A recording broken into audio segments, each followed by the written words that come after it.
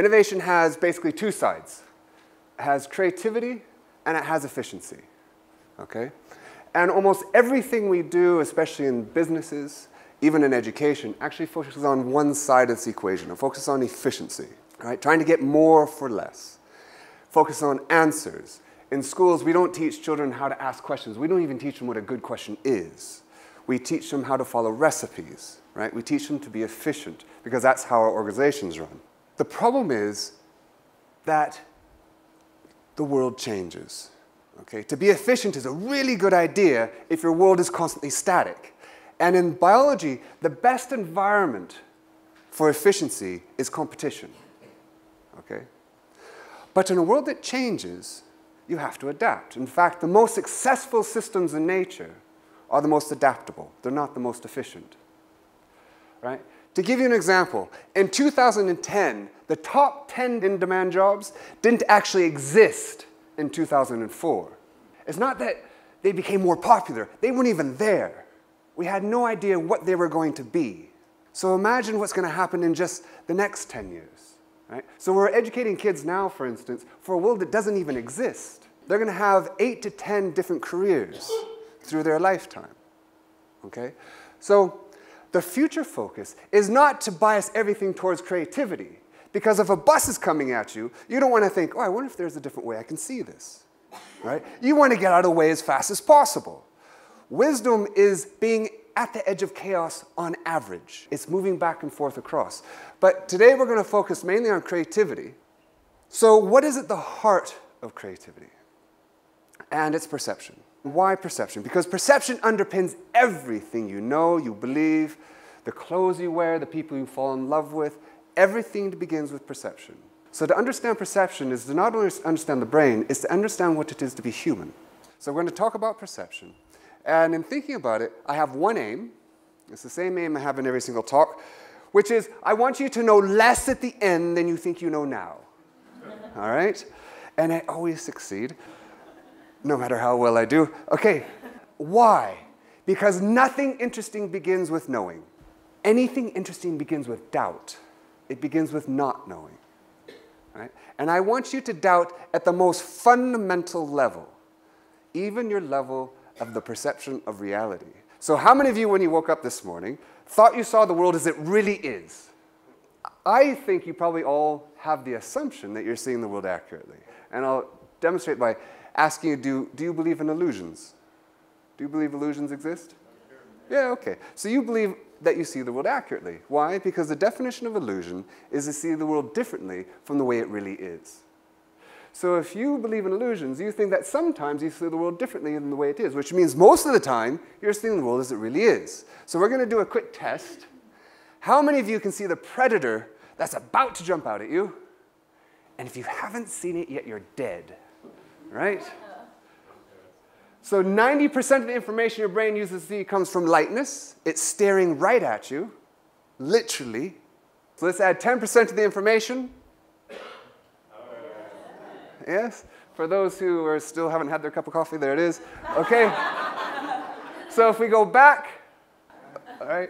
So this makes a fundamental point, right?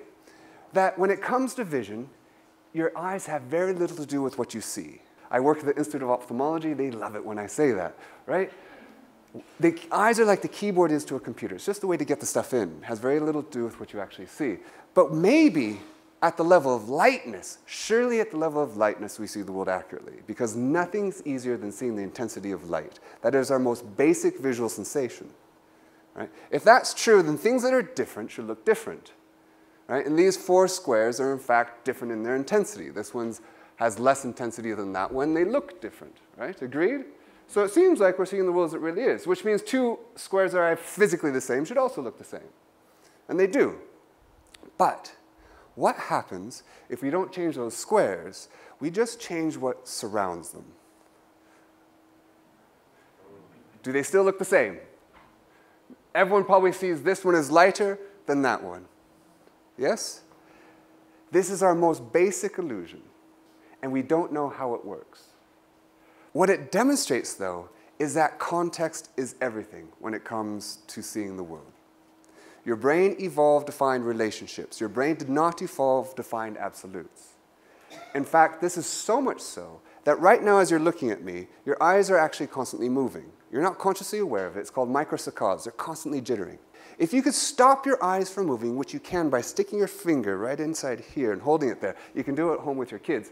So what happens? Your eyes are open. They're not moving. What do you think happens? The whole world disappears. You go blind. Because your brain evolved to find difference. It's interested in change. Okay? It's not interested in static. To live is to move. So even if I stop my eyes from moving the whole world, you can actually experience what it is to be blind. Context is everything. Change is everything. We know this. Artists have known this for hundreds of years. A far more fundamental question is, why is context everything? And to understand this is, again, to understand what it is to be us. In fact, it's to understand what it is to be a living system. Because it's not just true for us. This is true for bumblebees. This is true for any living system. This is true for a company, right? Context is everything. So why? Because information is meaningless. There is no inherent value in any piece of data. And this is true even at the level of our senses. So if it's true there, it has to be true all the way up. If you take a light object and put it under dark light, it'll generate the exact same stimulus as a dark object under bright light, or a loud sound far away versus a quiet sound up close. Your brain has no direct access to the physical world. So it has no way of knowing what's the source of this information, right? So information is meaningless because it could literally mean anything. It could be something large and far away or small and up close, and we'll have no access to that world. Nor does that information come with instructions. It doesn't tell you what to do. So how does your brain make meaning? What's the other kind of information your brain has access to other than through its senses? Memory. It has its history. The functional structure of your brain is literally a physical manifestation of your past interaction with the world. That's what your brain represents. How do you actually make sense of the world? How do you make sense of meaningless information? Is by physically engaging with the world. Okay? So in my lab, we also grow brain cells. And what's fascinating is that the molecules that are responsible for this brain growth are activity dependent. The more active your brain, the more these molecules are released, the more your brain cells grow. Way back when I was at Berkeley, my advisor, Marion Diamond, absolutely brilliant person, she raised rats in different kinds of environments, an enriched environment and a deprived environment. And then she looked at the brain cells inside these rats and found that the ones in the enriched environment had grown tremendously, whereas the ones in the deprived environment had actually atrophied. So your brain evolved to continually redefine normality. A more complex world, a more complex brain. Your brain matches the complexity of its world.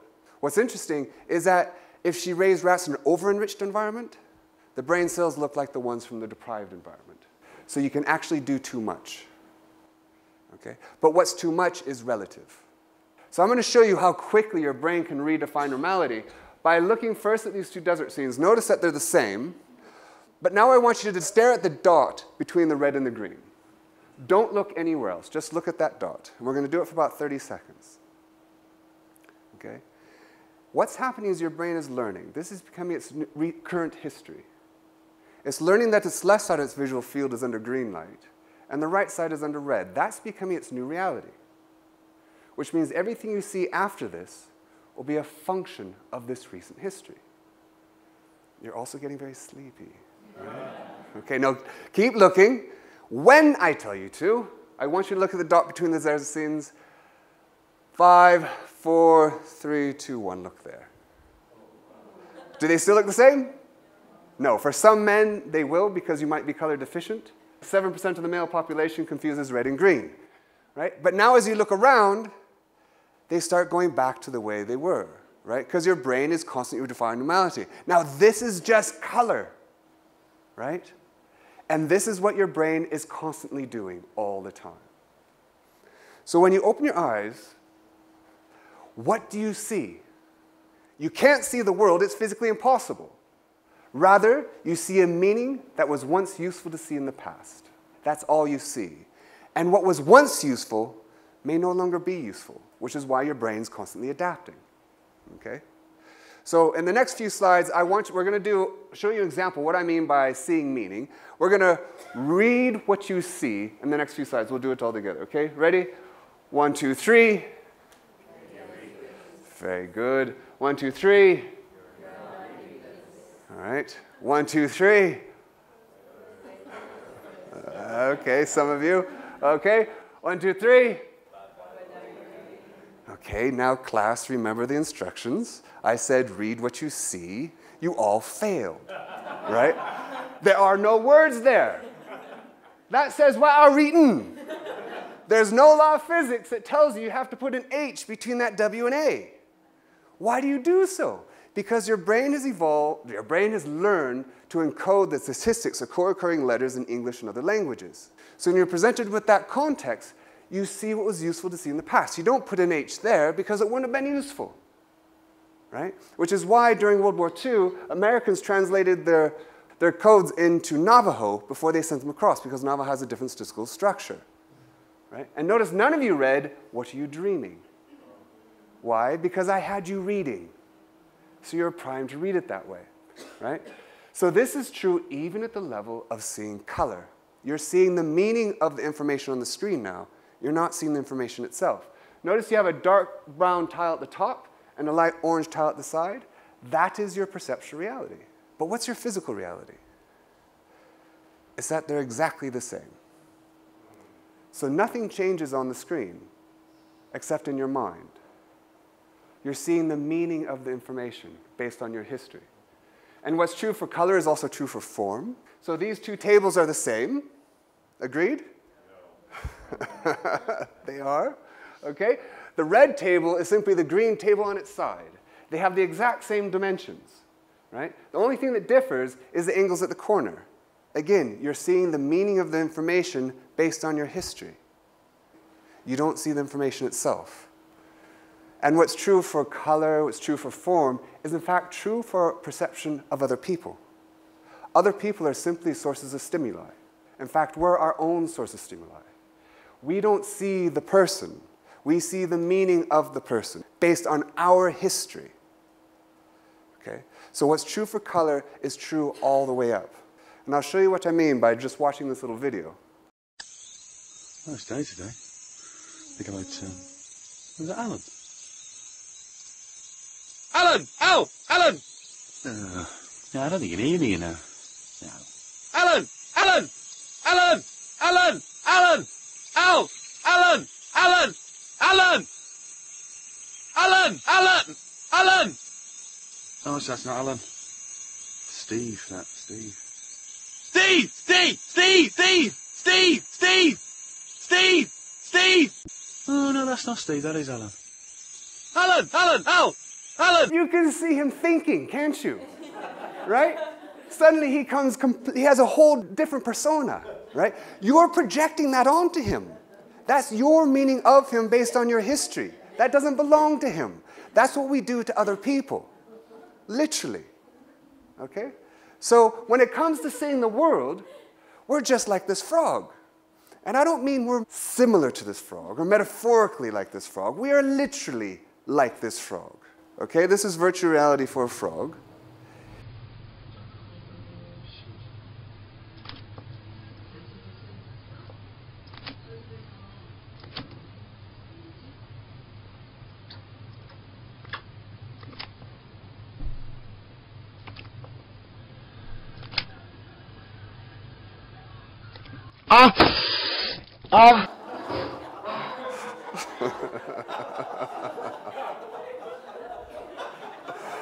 I so love that. We're so like that frog in so many ways, right? So, some of you are thinking, I'm not a frog, right? I've got free will. And if we have time, we'll come to free will at the end, right? So let's test your free will. Let's test how independent you can be from other people around you, right? And we're going to basically play a game of free will. So I'm going to show you two shapes. They have no name. They're not circles, diamonds, or squares, right? They're meaningless. Agreed? Never really seen them. They're just abstract. I'm going to give you two abstract sounds that also have no meaning. Kiki and boo-boo. Okay? Now, you independent free-thinking people, tell me which of these shapes is Kiki, which has no name, and which of these shapes is boo-boo? How many people say this one's Kiki and that one's boo-boo? Yes, like 99% of the population around the world, right? Independent of age, sex, everything, right? Why is this happening, right? So I read your mind, okay? Why is this happening? It has to do with your assumption of pain. Your brain has an overrepresentation of sharpness and roundedness because that's behaviorally useful. So you're representing the meanings of these sounds. So if I give you the word love and hate, how many of you say this is love and this is hate, depending on the state of your relationship, right? Okay? If I give you the word odio, many of you will say that that's odio. But Spanish speakers will say, no, that one's odio, because it means hate, even though it's a rounded sound. If I say hate and I prick your hand, I activate the same part of your brain. It's about pain, right? What's fascinating is you don't know this when you're doing it, right?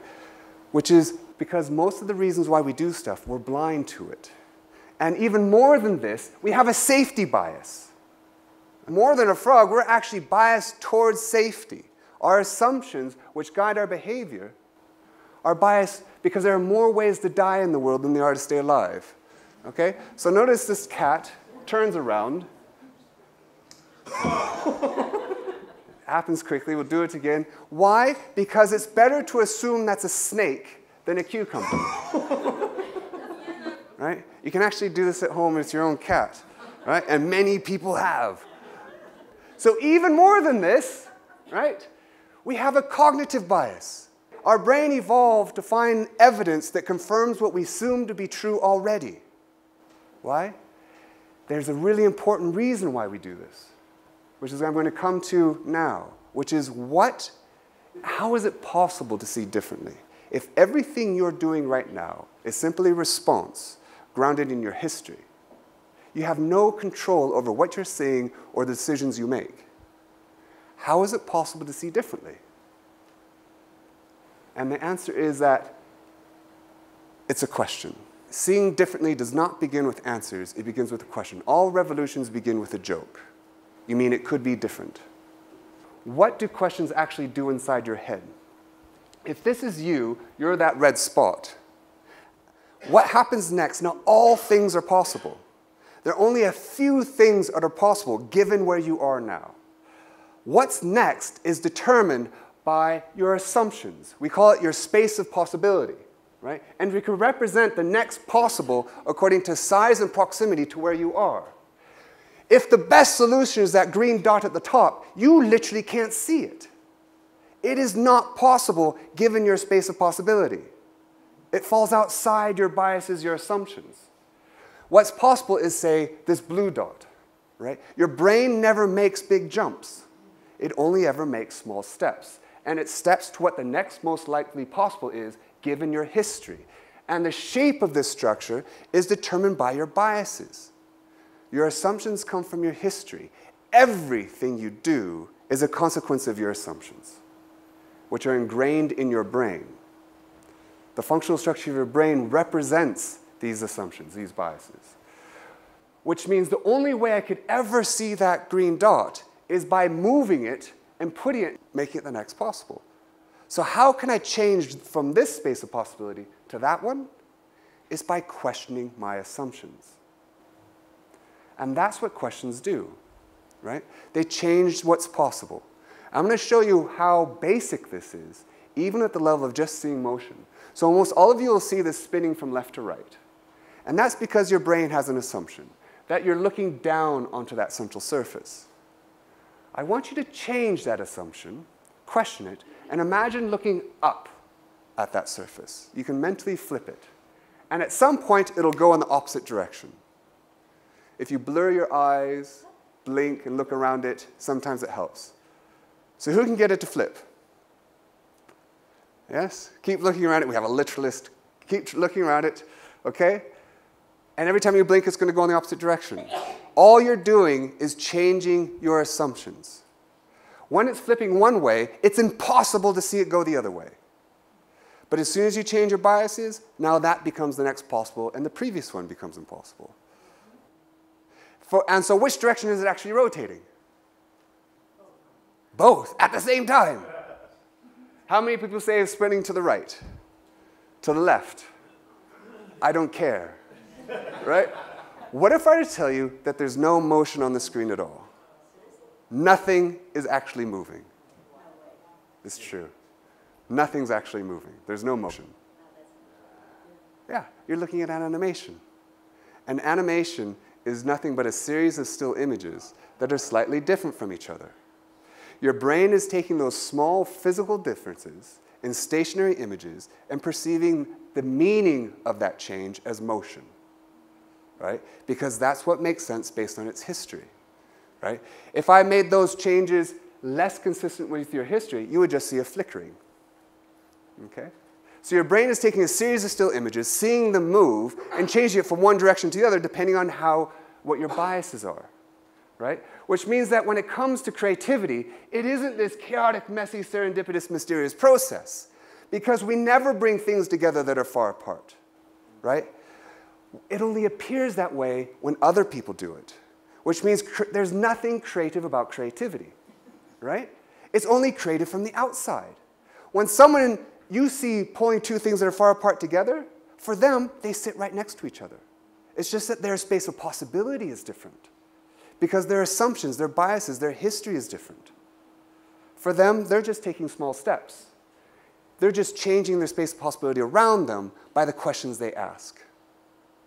Okay? So if this is the case, what makes creativity difficult? And there are 4 things, in fact. I'm only going to talk about one of them. But the first one is we walk through life thinking we have an objective view of the world. Right? And if you walk away with anything, walk away with the fact that everything you're doing now is grounded in your assumptions, your biases. Right? You do not have an objective view of the world, which isn't to say your view of the world is wrong, it's useful. Okay? The second thing is almost everything we do, we have no idea why we do it, which is why questionnaires and marketing don't work. Right? People give you aspirational answers. They don't know why we do what we do. But you put it on a polygraph, and I'm going to give you an answer, and I'm going to believe it. Okay? But the main reason is that we hate not knowing. Uncertainty is an awful thing for your brain. If you're not sure that was a predator, it's too late. Your brain evolved to take what is uncertain and make it certain. Seasickness is a consequence of uncertainty. When you go down below in a boat, and your eyes are moving the register of the boat, and your eyes are saying, oh, we're standing still. But your inner ears are saying, no, no, no, we're moving. Right? And you get ill. Your brain cannot deal with that conflict. Which is why if you go above deck, look at the horizon, and your eyes and inner ears are now moving in register. Okay? So we literally hate uncertainty. In fact, it's pathological to seek uncertainty. If everything was fine during evolution, you had your food, you had your shelter, what a stupid idea to go and see what's on the other side of that hill. Right? Because there are more ways of dying than there are staying alive.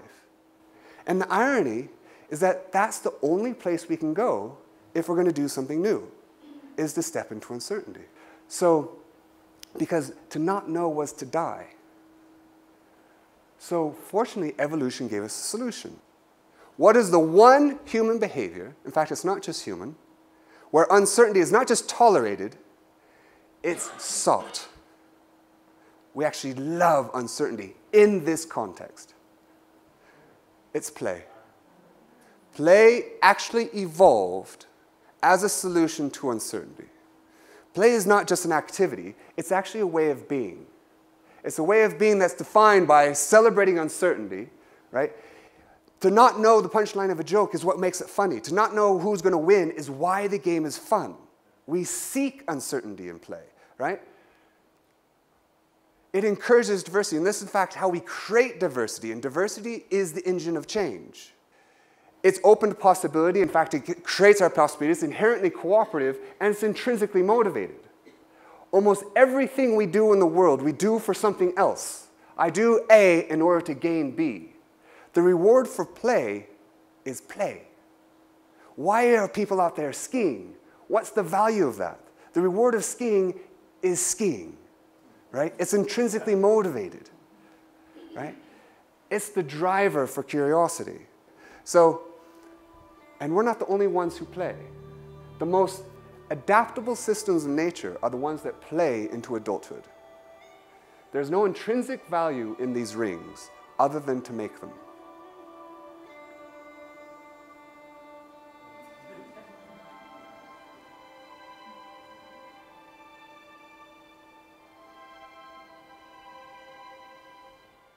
If we add intention to play, we get science. Science is nothing other than play with intention. Science is a way of being. It's not defined by its methodology. That's the craft of science, right? But science, true science, is a way of being. And when we apply this in schools, we've created a whole education program where science in schools, and it resulted in the youngest published scientists in the world at age 8 to 10 years old, right? And the youngest main stage TED speaker, who was Amy here, okay? And we're not doing this in order to create little scientists. We're doing this in order to teach these children how to step into uncertainty, which they can then apply in anything in their lives. So in fact, we're working now to create the world's first science institute that is just for young girls from the most deprived areas in Santiago, Chile. So what this means is that in order to be creative, the environment, the ecology of creativity is fundamental.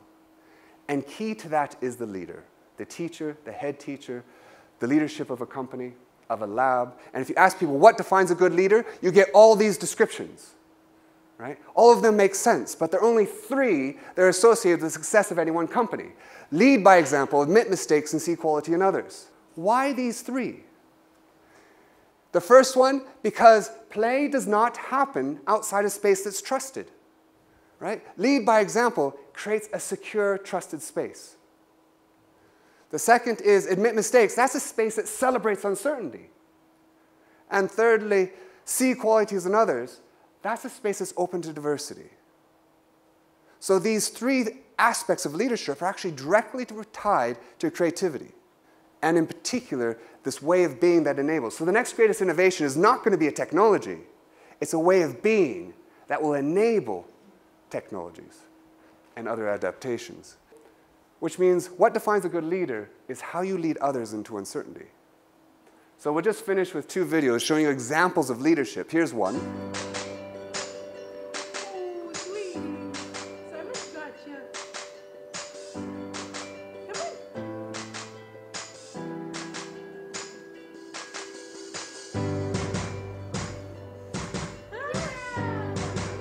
on. Lead by example, supportive, trusting, right? Good girl. That's one. Here's the other, right? Looks up for reassurance. Yes?